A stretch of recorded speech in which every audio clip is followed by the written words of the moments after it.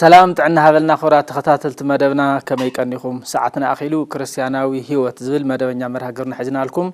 قريبنا لنا مو نختكتاتلنا بخبري نعدمنا نلما عنتي أب كريستياناوي هيوت زبل مدبنا مرها قرنا نسها زبل نسر حجنا لكم قريبنا لنا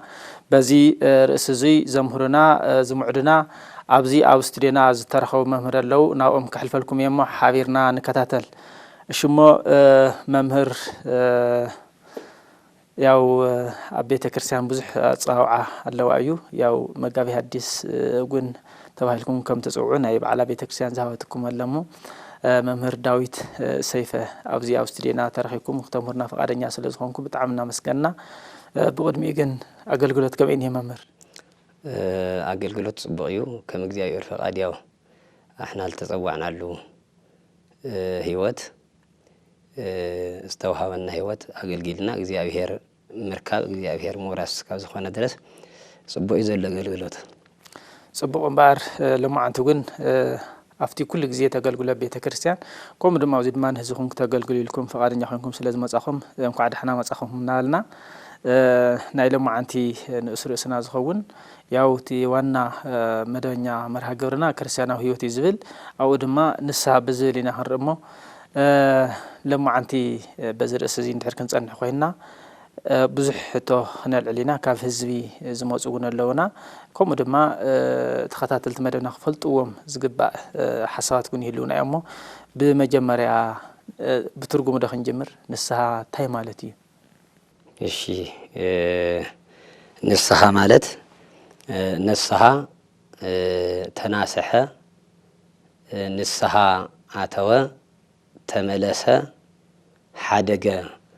زبل ترجمو كله كاب نسها زوصه كاب نسها زبل لسانه ግዕዝ زوصه نسها ማለት ውን ጥሬ ዘር እዩ ስለዚህ محداግ مግዳፍ ምንሳሕ ዝብል ግሳዊ ትርጉም ከሎ ምስጢራዊ ትርጉም ድማ መቅረቢ መሽገሪ መሳለል ዝብለልዎ ምስጢራዊ ትርጉም ማለት እዩ ምክንያቱ ሓደ ወዲ ሰብ ኃጢአት ሰሪሑ በዲሉ ናብ እግዚአብሔር ዝቃረበሉ መሳርሕ ስለዝኾነ ማለት እዩ ናይ ልቡ خفاءات ሓዲቡ ናብ እግዚአብሔር ዝቃረበሉ ካብ ሞት ናብ ህይወት ዝሸጋገረሉ ካብ ብርሃን ካብ ጸልማት ናብ ብርሃን ዝወጸሉ ካብ ውርደት ናብ ክብሪ ዝወጸሉ ስለዝኾነ መሳልቱ ይል ማለት እዩ ስለዚ ንስሐ ማለት ነስሐ ካብ ዝብል ልሳነ ግዕዝ ዝወጸ ጥረ ዘርኢ ማለት እዩ بتعم صبوق دس بليو ያው خورات ተከታተልት መደብና ከምዝልና አለው ሁሉ ነገር በትርጉም ክንጅምር ስለዘለና አይ ትርጉም ፈልጠ ስለዘለና አይ ስለዚህ ታየምዝልና ዘለው ያው ንስሐ ማለት ካቤ ከምዝወጸ ካቤ ግስ ከምዝወጸ በደንብ ነገሮምና አለው አፍቲ ትርጉም ሆንከተለና ያው ምን ንስሐ ወይ ከአ ምጽጻት ምሕዛን مخانيهم نجرمنا له أو زي أجرم قد خن فلت أزلنا خمسة زجلتنا حدا جزي سب سحتة كسر يخليو سب سحتة مسرع خاء خنا سحنت له كلنا من سحن حركوينو تأيزولن كم دم حدا جزي تسححيتنا مس أطفأنا زخنا نجار قط من ناخلي خنا حمم قول نخلينا قدات كاس حنا خلي سجاو قدات كاس حنا خليو سلازي سلات تسححتكوس بقى تقودي إلنا من سحاي كنا نزي أو منفسه ترجم أنت أين هذي نجزي أهير عقيمة ننبسي قديئة كاب እግዚአብሔር رحيقة إلنا اندحر أمينان كم أدما اندحر دا أتماليسنا مملاس بقى تحاتيات مقداف مصصات مقداف يوم زولنا زلو سلازي نحنا قون زي أن حزنا يحن كدلنا توانا مرها قبرنا كريستياناو هيوات زليو كريستياناو هيواتنا انتا يمثل نفتشليو نزيد ما تفتم كريستياناو هيواتنا خستخا كل زغلو نقرات تحادة تأيو نسها أيو ممهر ناوهم كما نسها من يفقدوه بما انت فقدو نسها زفقده እግዚአብሔር እዩ አውዚ ክሪእ ከለና ንስሐ ምስጢረ ንስሐ ዝብል ኣብ ቤተ ክርስቲያንና 7 ምስጢራት ኣለዉ ካፍቶም 7 ምስጢራት ተሓደ ምስጢረ ንስሐ እዩ ማለት እዩ ስለዚ ቶም 4 ዘይድገሙ ተም 3 ዝድገሙ እዮም ዞም ዘይድገሙ كم تمكت أمثلة تمكت كهنت تكلي ميرون مالتيو زدقوم دما سلسته مسلم سلسته مستيرة قربان مستيرة نسها كانديل مالتيو سلازي لما عن تريو مستيرة نسها مالتيو مستيرة نسها مستير كبلوز خالن من تاي مالتيو እግዚአብሔር عن حنا دق سبات على عالم كنبر كلنا ኣብ ዓለምና ነበርና ለሃለና ካብ خفات ካብ ሓጢያት ስለ ዘይነጽህ ካብ ሓጢያት ክንነጽህሉ ንኽእል መሳርሕ ማለት እዩ ስለዚህ ምስጢር ከብሎ ዝኻለ ትምስጢር እዚ ትንስሃዚ አንሕና ዝገበርናዮ ሓጢያት ዝገበርናዮ በደል ልንሕጸወሉ ማለት እዩ ትንሕጸብ ተለና ክንጸር ከለና ስለ ዘይንሪኦ ስለ ዘይርአ ምስጢር ከብሎ ኽእል ማለት እዩ ስለዚህ تمستير نسها فقد እግዚአብሔር كم زخونه ماتيوس بمعراف 4 قصر 17 ينغرنا مالتيو واميتي الات هذا እግዚእ ኢየሱስ يسبك ويبل نسه اسم قربت منግስተ ሰማያት ጎይታና መድኃኒትና ኢየሱስ ክርስቶስ በተእዋን ንሱ ከምዚ ክብል ጀመረ መንግስተ ሰማያት ቀሪባላ ሞ ንስሐ እተውና በለክ ሰብክ ጀመረ ጎይታና መድኃኒትና ኢየሱስ ክርስቶስ ናይ መጀመሪያ ስብከቱ ዝገበሮ ንስሐ እዩ ስለዚህ ጎይታና መድኃኒትና ኢየሱስ ክርስቶስ በፈቃዱ اسم بفقادو وبسمرتاو ومنفس قدوس مصاواد حنن يلو አፈ በረከት ቅዱስ ኤፍሬም መብዝ ነገርና ብናይ በዓል ፈቃድ ብናይ አቦ ፈቃድ ብናይ መንፈስ ቅዱስ ፈቃድ ናው ዘዓለም ዚ መጽዩ አም ድንግል ማርያም ካብ ስጋ ካብ ነፍሳ ነፍሲ ተዋሂዱ ምስተወለደ ናይ መጀመሪያ ስብከት ዝገበረ ንስሐ እዩ ስለዚህ ንስሐ ዝፈቅድ እንተሃሊ ደማ ታይ ማለት እዩ زبدل ህዝብ ለማለት እዩ በደለለ ማለት እዩ ስለዚህ ቱ ዓለም በሙሉ በኃጢያት በጉስቁልና ብናይ ኃጢያት ገመድ ተአሲሩ ስለዝነበረ ጎይታና መድኃኒትና ኢየሱስ ክርስቶስ ንስሐ ክፈቅድ ወይም ደግሞ ህዝቢ በንስሐ ከድሕን ናብ ዓለም መጸ ማለት እዩ ስለዚህ ጎይታና መድኃኒትና ኢየሱስ ክርስቶስ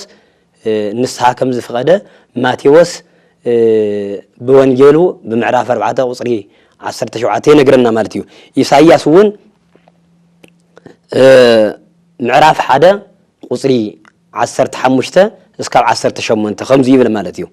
وصوبه تانسو ادويكمو هابي اميت قص يامنيكمو ايدكم ناباي انت زرغحكم عيني كابخاتم كسوريه مني ابزايكمو مهلاكمو እየሰማአክሙ مهلان تبزحكم صلوت تبزحكم ون ايسمعكم ني بلنا እግዚአብሔር ማለት እዩ ናይ ምሕረት ዓይነይ ውን ካባኻቱም ይስውር ክስውርየ ተጸለኹም ተተማሃለኹም ውን አይሰምعكم ዝብለና ዘሎ እግዚአብሔር እንታይ ገርና አይና ታይ ስለ ዝገበረ እዩ እስመ ደም ምሉእ ውስጥ እዳዊክሙ እዳውኹም ብደም ስለ ዝመልአ ብደም ስለ ዝተሓጸበ بدم سلازكيكو مالتيو سلازي አንሕና ህዝበ ክርስቲያን ናብ ንስሐ ዝፈቅድ ናብ እግዚአብሔር ክንቀርብ ከለና ናይ ልብና خفአት ሓዲግና ኃጢያትና ሓዲግና በደልና ሓዲግና ምስ ቤተሰብ ምስ አካባቢ ተስማዓሚዕና ናብ እግዚአብሔር እንተለምና ክሰምዕና እዩ ምስ ተንኮልና ምስ خفአትና ምስ በደልና እንተ ኮይና ግን እግዚአብሔር ከም ዘይሰምዕና በነብዩ ኢሳይያስ ይነግረና ማለት እዩ ስለዚ ሃሜ ገርና ኢና ዳአ ክንስማዕ እንተይና ባዕሉ መድኃኒ ዓለም ክርስቶስ በኢሳይያስ ሓዲው ዝተናገሮ ተሃጸው ወአንጽሁ ከየነፍስክሙ ወአይትቱ እምቅድመ አየንቲየ ተሓጺብኩም ንጹሃት ሁኑ ተንኮልኩም ግን ካብ ቅድመ ዓይነይ አርሕቁ ስለዚ አንሕና ዝገበርናዮ በደል ዝገበርናዮ ኃጢያት ዝገበርናዮ ተንኮል ብንስሐ ተሓጺብና ናብ እግዚአብሔር ክንቀርብ ከለና እግዚአብሔር ይሰምዓና ማለት እዩ ስለዚ ክንደይ አይና አንሕና ኸዚ ኣብ ዓለም ነብር ሰባት ተንኮል ሒዝና ጸሎት ዘይንጽሊ ቂም ሓዲግና ጸሎት ልንጽሊ ሰባት ክንደይ ንህሉ ስለዚ ናይ ኩሉ መሳርሒ ክኾን ለለዎ መጀመርያ ልብኻ ካብ ተንኮል ንጹህ ምግባር ኃጢያትኻ ምርሓቅ ተንኮልኻ ምግዳፍ ከም ዝኾነ ነብዩ ኢሳይያስ ይነግረና ከምኡ እንተ ኮይኑ እግዚአብሔር ጸሎትና ሰሚዑ ጸሎትና ይቅበለና ማለት እዩ ከምኡ ተዘይ ኮይኑ ግን ከንቱ ድኻም ከይኾነና ስለዚ ብንስሐ ተሓጺብና ጸሎት ጸሊና እግዚአብሔር ዝደለናዮ ከም ማለእልና ከም ዝኽእል እዩ ኢሳይያስ ዝነገረና ዘሎ ስለዚ ጎይታና መድኃኒትና ኢየሱስ ክርስቶስ ንስሐ ከም ዝፈቀደ ባዕሉ ይነገረና ማለት እዩ ስለዚ ንስሐ ፈቃዲ ጎይታና መድኃኒትና ኢየሱስ ክርስቶስ ይኸውን ማለት እዩ طعم صبو قاليوت يسمعلنا حيزي نغيركمنا زلخم حدا مستر نسها ايو تافتم شوعته مسترات كوينو ناي مستر نسها نغيركمنا لهم كلايكا نسها زفقده مسؤته تحيزو مالتي مستر نسها تحيزنا من كم زفقده اخم نغيركمنا زلخم صبو እግዚአብሔር ፈቂዱ ወይለምና አለው መቸም እግዚአብሔር ናና خفقده እንተሎ ናይና ዓቅሚ ይፈልጥ እዩ ናይና ድኽመት ይፈልጥ እዩ ወዲቅና ጉን ክንተርፍ አይደለየናን እግዚአብሔር የዋህ ያዋይ እንውሎ ካውዚ ተላዕና ኢና ምክንያቱ ናይና ድኽመት ፈይጡ ነገር ግን ድኺምና ክንወድቕ ስለዘይደለ ከተሰና ኸ ስለዘደለ ንስሐ ፈቂደሎ ይውልናለው ዝንስሐ ዚ ንመን እዩ ዝብል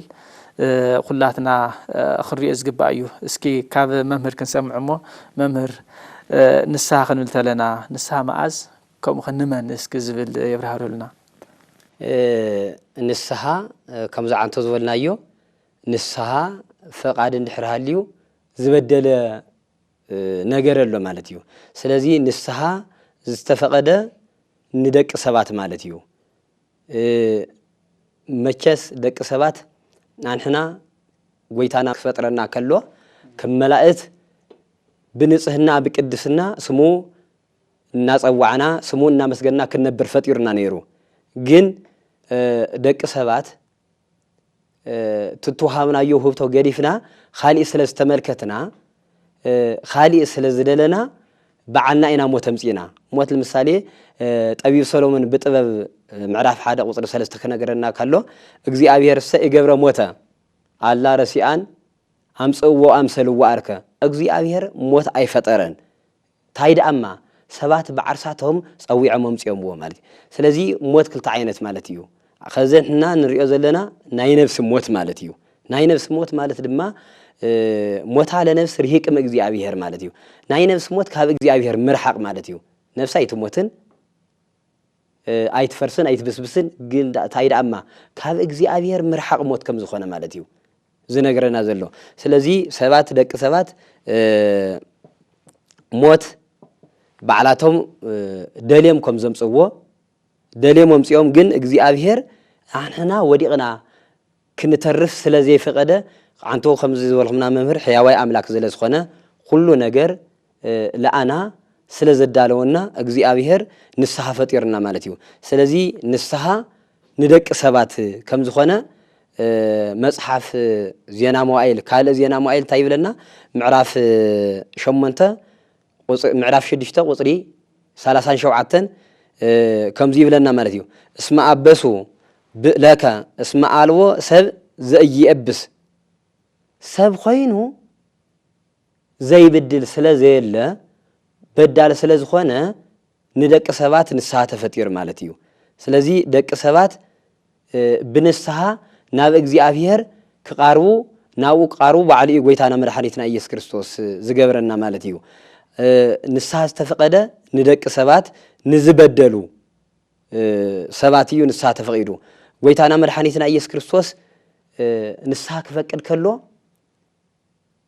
ከምኡ ጠፊእና ከይንቀሪ ናይ ሓደ ሰብ ጥፍአት ደስ ስለ ዘይብሎ ጎይታና መድኃኒትና ኢየሱስ ክርስቶስ ጠፊእና ከይንቃሪ ስለ ዘይፈቀደ ንስሓ ተበደልና እንኳ ብንስሓ ክንምለስ ገርና ማለት እዩ ስለዚህ ደቂ ሰባት ኩሉ ግዜ ክብድሉ ኩሉ ግዜ بحاتيات كنبري كوني جنت أيدا أما أب عالم كنبر كلنا كاب حاتيات كنص سلزين خيل ويتانا مرحانيتنا إيسوس كريستوس دخمتنا تملكيتو نسحا فتيرنا مالتيو سلزي نسحا التفترة لأنا كم زخونة بمصحف نجست معراف شمنته قصري 40 شديشتن كمون بزينا موائل شديشتن 37 ينقرنا مالتيو إيساياس 40 شديشتن شمنتن تذكروا زنتا اكايا بكيو ونسو تميتو وانصهو لبكم حاتياتهم إنها ذكرهم بخيهم ون خفاءاتهم قديفهم ناب اغزيابير تملسو ناب اغزيابير تتملسهم بنسها اغزيابير زدلهم و ابقرو سلازغون اسم اغزيابير استقرو ليوهان لب اغزيابير لبوم زنصو قرو سلازغونه بنسها تملسنا اغزيابير مس اغزيابير كنقرب اغزيابير كنلبس مس غويتانا مدحانيتنا ኢየሱስ ክርስቶስ ልክንነብር ንስሐ ፈቅድና ማለት እዩ ንስሐ ንመን ማአዝን ዝብል ንስሐ ንደቂ ሰባት ከም ዝኾነ ንስሐ ማአዝ ዝብል ድማ እስካብ ዕለተ ሞትና ከም ዝኾነ እዩ ዝነግረና ጎይታና መድኃኒትና ኢየሱስ ክርስቶስ ስለዚ ኣብ ምድሪ እስካብ ዘለና ብንስሐ ተሓጺብና ብንስሐ ነጽህና ናብ እግዚአብሔር ቀሪብና ናይ እግዚአብሔር ደቂ ንክንበሃል እግዚአብሔር ንስሐ ፈጥርና ማለት እዩ ስለዚህ ንስሐ ዝተደለየ ንደቂ ሰባት ማለት እዩ ብጣዕሚ ጽቡቕ ንስሐ ንመንን ማአዝን ዝብል ብጣዕሚ ብዝገርም መልክዕ እዮም ገሊጾምና ነው ሓደ ንመን ዝብል ደቂ ሰባት ነጊሮምና ነው ያው ወፍቲ መጽሐፍኩን ታፍቶም 99 ነገድ نت حدا نت زطف ايلو خمس مسا توم 99 نجد ملائكه يوم حدا نجد ادميو سلازي ندق ادم يولنا لو دق ادم كان احنا اينا معناتيو سلازي نمن زبل ندق سبات حدا كالاي كا حطياتهم امينوم نستقبلوا سبات كمتي غويتانا مدحنا يسوع كريستوس زولو نمن يمصي زبله حد غزي خمهر انتلو تايولو نيروم بقى نصحان مسيلوم يزارو نيروم نعاتهم كم زي كون يزاروم نير مخنياتي امونن نسها امين اندحر مصي يخنصح زخيل حدا سب كدانه يرسيحو الى حاصو كرتلو يحاصو ينصح اندحر مجمريا مرسح اندحر زي ترديو اندحر زي تعزيو اندحر زي ريو اندحر زي فليطو خم دما فليط حاصو اندحر زي دلي مچم بعلو يبلل معناتي سلازي تايو እግዚአብሔር አምላኽና ናይ ፍቃድ አምላኽ መኻኑ ፍቅር መኻኑ ታንቶ ዘልና የውንዙ በቃ ፍቃድና ይቅድም ስለዚህ ንመንዝል እንደቅ አዳም ማአዝ ንሳቶም ወደ አዳም ከአብዝ ፈቀደሉ በቃ አና ኃጢአተኛ ምሳሌ ብርግጽ ኃጢአተኛ ከምዘ የለ ቅዱስ ዮሐንስ አመልእክቱ ግን ይነገረና እዩ ማለት እዩ እንዲያም ኃጢአት ይስራሁን ዝብል ንሱ እንዲያም ኃጢአተኛ ምክንያት ኃጢአት ዘይሰርሐ የለ አፍት መጽሐፉን ወላ አፍቲ ቡልችዳ ነፍታ ሐዲስዳን ግን ይነገረና እዩ ንጹህ ከምዘ የለ አብዝ ምድር እዚ ዘይ አበሰ ከምዘ ነበረ ነገር ግን ነዛ አበሳ ሁሉ እዚ ዘንጽህ ዝቅድስ በደሙ ዘሐጽብ ጎይታና መድኃኔ ኢየሱስ ክርስቶስ መስመጸ ኩሉ መስሐጸበ መሰንጸህ ድሐር ግን በህይወት ዘለና እስካብ ተዓለተ ሞትና እንድሕር ኃጢአት ሰርሕና ግን መቸም ከም ተዓንቱ ዘለና ድኻም ክህሉ ስለዝኽእል ታይፈቀድልናኒ ንስሐ ስለዚህ ንመኒ ደቂ አዳም ከ ንስሐ አሚኖም ክሕጸው ደልዮም ረስሒና አይና ቀይምና አይና ናኻ ክንቀርብ ምስወሉ ኃጢአቶም ኩሉ በደሎም ኩሉ ገሪፎም ክቀርቡ እንተለው እግዚአብሔር እዚ ኃጢአት እኮ ናይካ ከቢድ እዚ ጌርካ ነርካ ተይኮነስ ጥራሕ ምግዳፎም መጀመርያ ምሕሳቦም እዩ ድሓር ከዓ ምቁራጾም ኃጢአት ምቁራጽ ምግዳፍ እዩ እንድሕር ዚ አሚኖም ኮይኖምሲ በቃ እግዚአብሔር ይሓጾም ኣሎ ማለት እዩ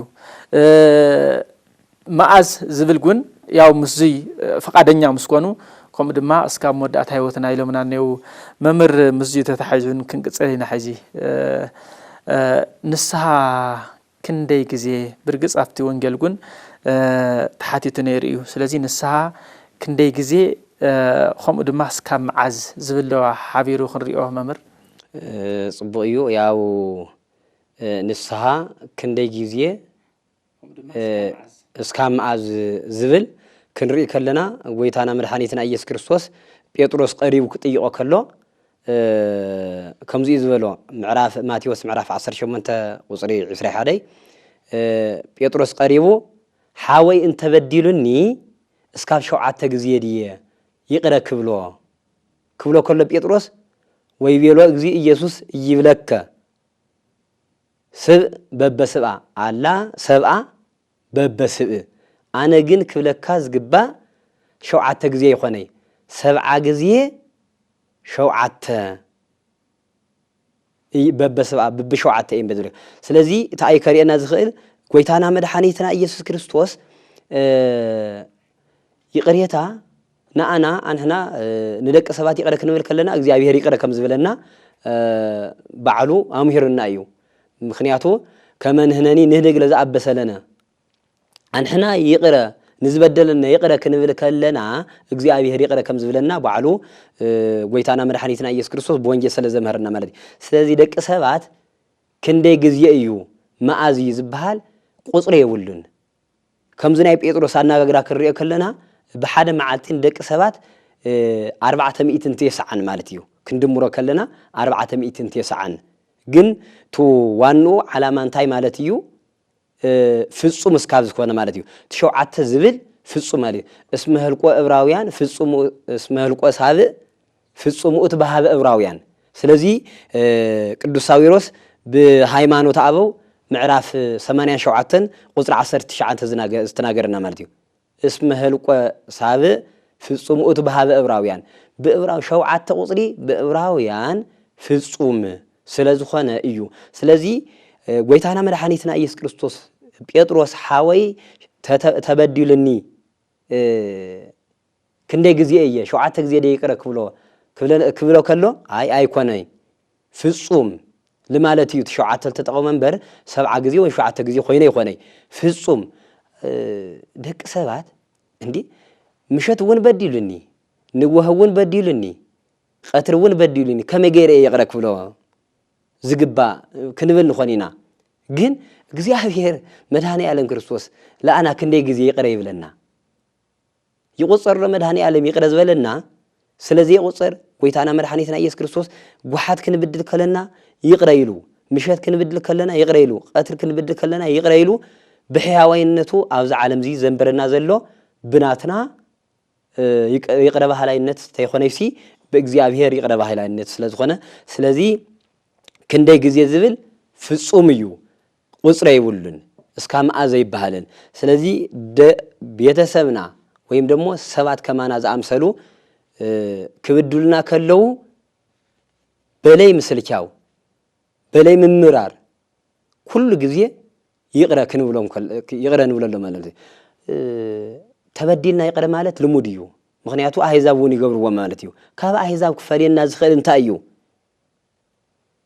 ተበዲልና ይቅረ ክንብል ከለና ማለት እዩ በዲልና ይቅረ ማለት ተለመደ እዩ ተበዲልና ይቅረ ክንብል ከለና ግን መድኃኔ ዓለም ክርስቶስ አንሕና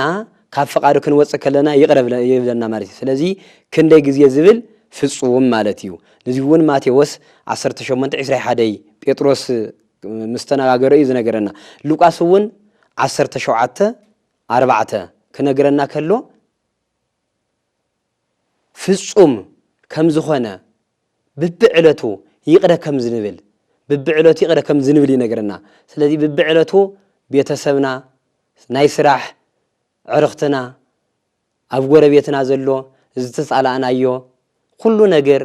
ይቅረ እንተይልና እግዚአብሔር ይቅረ ይብለና ማለት እዩ ኣብ ምድር ከለና በረከት ንረክብ ዕድመና ይነውሕ ዝወለድናዮም ይባረኹልና ዝዘራእናዮ ሁሉ ዝጨበጥናዮ ሁሉ ይባረከልና እዚ ተኾይኑ ይቅረ እንትሕር ዘይንብል ድማ መድኃኔ ዓለም ክርስቶስ ይቅረ ከም ዘይብለና ስለዚህ ካብ መንግስቱ ወጻእት ንኾነለና ማለት እዩ መድኃኔ ዓለም ክርስቶስ ካብ መንግስቱ ከይንወጽእ ይቅረ ይልና ይቅርታ ተቀቢልና መድኃኔ ዓለም ክርስቶስ ወሪስና ክንነብር ፍጹም ጊዜ ሁሉ ጊዜ እስካ መዓዝ ክንደይ ጊዜ እስካ መዓዝ ዝብል ጊዜ የብሉን ወይታና መድኃኒትና ኢየሱስ ክርስቶስ ብርአይ ክነግረና ከሎ ብርአይ ዮሐንስ ምዕራፍ 1 ቁጽሪ 5 ትናይ ቀደም ስራሕኻ ገዲፍኻ ኣለኻ ግን ንስኻ እተሞ ላፍቲ ናይ ቀደም ስራሕኻ ተመለስ ይብሎ ማለት እዩ እዚ ናይ ሓደ ቤተ ክርስቲያን ሓለቃ እዩ ነይሩ ስለዚ ናይ ቀደም ዝቀደመ ስራሕታ እዩ ነይሩ እግዚአብሔር ምግልጋል ደቂ ሰባት ምግልጋል ንደቂ ሰባት ብንጽህና በቅድስና መምሃር እዩ ነይሩ ስለዚ ትናይ እግዚአብሔር ተወሃቦ መክሊት ወይ ውህብቶ ገዲፉ ላብ ዘይኾነ ናብ ስጉእ ዘዳለወ ናይ ዝቀደመ ስራሕኻ ገዲፍኻ ኣለኻሞ ናፍቱ ዝቀደመ ስራሕኻ ተመለስ ካፍቱ ዘለኻዮ እንድሕር ዘይተመለስኻኸ ታዛሃብኹካ ስልጣን ከልዕላየ እሳ ተልዕለያ ድማ ብህይወት መንባር ይኸሊ ስለዚ ኣብዚ ክሪኦ ከለና እንታይ ማለት እዩ ሓደ ትካይን እዚ ክህነት ተዋሂብዎ ነይሩ ዘገልግለሉ ዘምህረሉ ስልጣን እዚ ይልዓሉ ሓደ እውን ኣብዚ ምድሪ እዚ ዝነብረሉ ህይወት ተዋሂብዎ ነይሩ ማለት እዩ ስለዚ ንስሓ እንድሕር ዘይኣተና ብህይወት መንባር እውን አጸጋሚ ከም ዝኾነ እዩ ዝነገረና ስለዚ ንስሓ አቲና ንደቂ ሰባት ኩሉ ጊዜ ይቅረይልና ምስ እግዚአብሔር ክንነብር እግዚአብሔር መንግስቱን ከውረሰና አንሕና እውን ደቂ ሰባት ይቅረ ክንብል ይዝግበና ስለዚ ክንደይ ጊዜ ዝብል ፍጹም ማለት ይቁጽሮ ይብሉን ማለት እዩ ስለዚ እግዚአብሔር መድኃኔ ዓለም ክርስቶስ ይቅረ ኢልና መንግስቱን ክንወርስ ይርዳና ማለት አሜን በጣም ጽቡቅ ሕዚ ዝነገርኩምና ንስሓ ክንደይ ጊዜ መቸም ናይ ብዙሓት ተኸታተልቲ መደብና ሕቶ እዩ ንስሓ ክንደይ ጊዜ ብዙሕ ጊዜ ንብድሊና ክንደይ ጊዜ ይቅረ ክብለልና ንብል ብርግጽ እዙይ ታዩ ናይ እግዚአብሔር የዋህነት እዩ ዘረድአና ወዲ ሰብ ተኮይኑ ንሕና እውን ክንጠራጠሮ ንኽእል ኢና ብዙሕ ጊዜ በዲለ ኢልና ንሱ ግን ብዙሕ ጊዜ ስለ ዝበደለስ ከመይ ገይረሞ እየ ንጽባሕኩም ክብል ይኽእል እዩ እግዚአብሔር ግን ከምዚ ኣይኮነን ምናልባት ትፍልሉ እንታይ እዩ ንእግዚአብሔር ክንብድል ተለና ንሰባት እግዚአብሔር ይፈልጦ እዩ ናይ ልብና ይፈልጦ እዩ ምክንያቱ ኮነልና ዲና ብተንኮል ዲና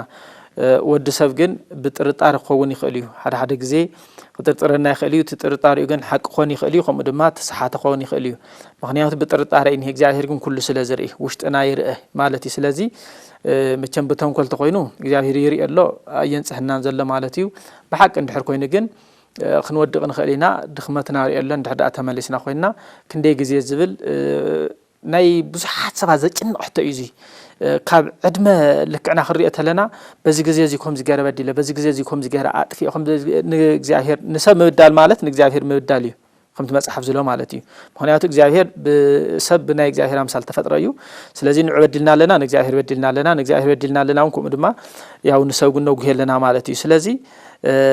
ብዙሕ ጊዜ በዲለ ከመይ ገይሩ እዩ ክንብል ንኽእል ንእግዚአብሔር ይኽወዶ ንእግዚአብሔር ዝኸውደ ነገር የለን ታይና ንብዘለና ንሕና ንመለስ በቃ ናብ እግዚአብሔር ንቕረብ ተዋን ዓላሙ እዚ እውን እንታይ እዩ ናብ እግዚአብሔር ንቕረብ ካባና ጀሚር ኢና ንብዘለና ገና እዚ ክነዳልዎ ተለና ኣነኸ ዝብል ሕቶ ይሓተና ኢና ብዝበለፀ ከዓ ኩላትና ሓቢርና እግዚአብሔር ክፈጥረና እንተሎ በአምሳል ይፈጥርና በአምሳል እንድሕር ፈጥርና ሓደ ደቂ አዳሚና ዘለና ንሕና ኩላትና ክንድሕን ይደሊ ንሕና ከምኡ ክንኮን ኣለና ኩላትና ክንድሕን ሓደ ሰብ ናብ ገደል ከኣቱ ተለና ሓው ከኣቱ ተለ ደስ ለና እንድሕር ኮይኑ ንሕና ደቂ እግዚአብሔር ይኮናን ማለት እዩ ምክንያቱ ናይ እግዚአብሔር ልቢ የብልና ናይ እግዚአብሔር ልቢ እንድሕር ሃሊና ኮይኑ ግን ደቂ አዳም ምዃኖም ተረዲእና ከምዚ እዩ ታውዚ እዩ ተበልና ማለት እዩ ኩሉ ክድሕን ነዚ ከዓ እግዚአብሔር በቲ ዘዳለወሉ እዩ ሓደ ጊዜ መምህር ንስሓን እምነትን ይራኸው እዮም ምክንያቱ እንታይ ክንገብር ክብል ተለው ግን ንቅዱስ ጴጥሮስ ክሓቱ ተለው ንስሓ እተው እመኑ እዩ ዝበሎም ብጎይታና መድሓኒና ኢየሱስ ክርስቶስ ኣሚኖም بسورة نسها كوي إمنة زولا مالتي نسها أتيهم أمن مجمرة تناسخ خالق زاهر موت أخم ناق زاهر تملسوا بأمن ما قترحني أخم كلهم تلخن ديام على سلسة شح زد حان لقون بنسها يو نسها أتو إزولا منا حزقون نسها خلت إذا قلقل هذا زي أمن زنور سبات نسها نسوه وأمنه ديزل سلازي تنسهم ما أمينكم نعم منقصو أتو ومنقصو راسيو سلازي نخلت إذا قلقل زي أمنو قون كنسوه تاو آمينهم بتقال خنورو زي أمنا قون كنا تفقتلنا بدلنا حديقنا تملسنا نقزاهير كن قرفتلنا تامنقصو نزور سنة زلن سأخلت يكونان مالتي سلازي بتعمي حيال حتى ويكا ناي بزحات حتى إنه يرزي مأز زبلنا كنديك زي زبل مالتي سلازي فليت نحاتيات خنسرح يبلنان بزقت أمنا خا قلت إفنا خنملس لنا تمعلتي عين فلت أنت ساعات عين فلت أني نابكا اسمه يتأمروا إلتا وساعتها انت باتي مسؤول أقوال أمها سلازي عين فلت أنينا حيزو زي عن زار لنا كابسريخ نوت لنا عين فلت أنينا سلازي حيزي إزلنا نسنا ناي مدحان معالتي ويك أجزي حيزي يا سلازي لنا صراحة ندحر صراحة نبل سبات بزحاتنا قدمي قربان الساينا ناتو نساءاتنا تحاسبنا قربان مالتك مساخ أين نولا زلنا سلازي اتحادنا بزاهر نقرول نسيو عب استفلا ليو مؤمنان زرقين كوانا جميرقين صباح نبلينا صباح خنبلت لنا هيوتنا ينفلطان نمنتاي تلنا حطياتنا نقدف بقى يسحبنا له مال سلازي خنشنف لنا نا እግዚአብሔር مقراب كشنف له كاግዚአብሔር مرحقته يكونس نا እግዚአብሔር مقراب كشنف አለዎ ማለት እዩ መምህር እስከውዚ ምናልባት ቅዱስ ያሬድ ስለ ንስሐ ዝወለ ነገር ታሊ በዜማ خلተ ነገር ስለ ዘምረና ከነሸግረው